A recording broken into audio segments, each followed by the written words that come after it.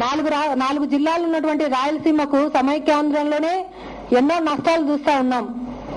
ఎన్ని సమస్యలు ఎన్ని రకాలుగా నష్టపోయామో చూస్తా ఉన్నాం. ఇచ్చినటువంటి హామీలను కూడా నెరవేర్చుకోలేనటువంటి నిస్సహాయ స్థితిలో రాయలసీమ ప్రాంతంలో ఎన్నో వదులుకున్నాం. ఈ రోజు ఆంధ్ర యూనివర్సిటీ వదులుకున్నాం, హైకోర్టు వదులుకున్నాం, రాష్ట్ర రాజధాని వదులుకున్నాం. సూర్యప్రకాష్ రెడ్డి గారు రాయలసీమను విడగొట్టమని అడగడం అనేది కరెక్ట్ కాదు.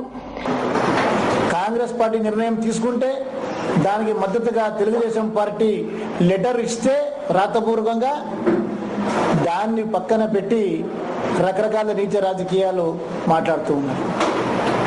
ఇంకొక విషయం, మంత్రులు ఎవరైతే ఢిల్లీకి పోయి పెద్దల్ని కలుస్తున్నామని చెప్తున్నారో ఎవ్వరు కూడా ఢిల్లీకి పోవడం లేదు.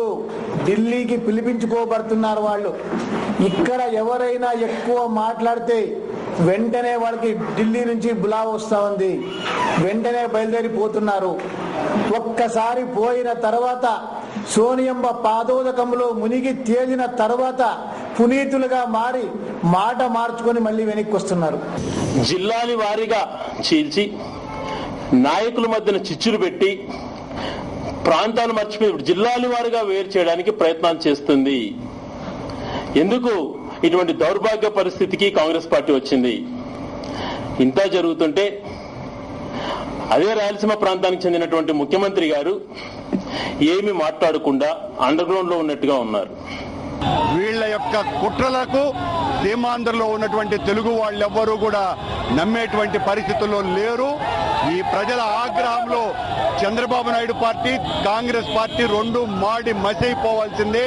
ప్రజలు పెద్ద ఎత్తున కెరటాల్లాగా పైకి లేచారు. వైఎస్ఆర్ కాంగ్రెస్ పార్టీ ఒక్కటే సరైనటువంటి నిర్ణయం తీసుకున్నదనని, వైఎస్ఆర్ కాంగ్రెస్ పార్టీ బాటనే ప్రజలందరూ కూడా ఉంటామని చెప్పడానికే ఈ రోజున పెద్ద ఎత్తున ఈ ప్రజలంతా కూడా వేలాది మంది మోటార్ బైకుల్లో ర్యాలీ చేస్తున్నారంటే ఇది కేవలం వైఎస్ఆర్ పార్టీ నాయకుడైనటువంటి జగన్మోహన్ రెడ్డి గారిని అణగదొక్కడానికి తీసుకున్నటువంటి నిర్ణయం తప్ప మరొకటి కాదని చెప్పేసి ఈ సందర్భంగా తెలియజేసుకుంటూ, ఇప్పటికైనా కేంద్రం దిగివచ్చి ఈ ప్రాంత ప్రజల మనోభావాలకు వ్యతిరేకంగా తీసుకున్నటువంటి నిర్ణయాన్ని వెంటనే ఆపు చేసి ఈ రాష్ట్రం సమైక్యంగా మరి నిర్ణయం తీసుకోవాల్సిందిగా కూడా మీ ద్వారా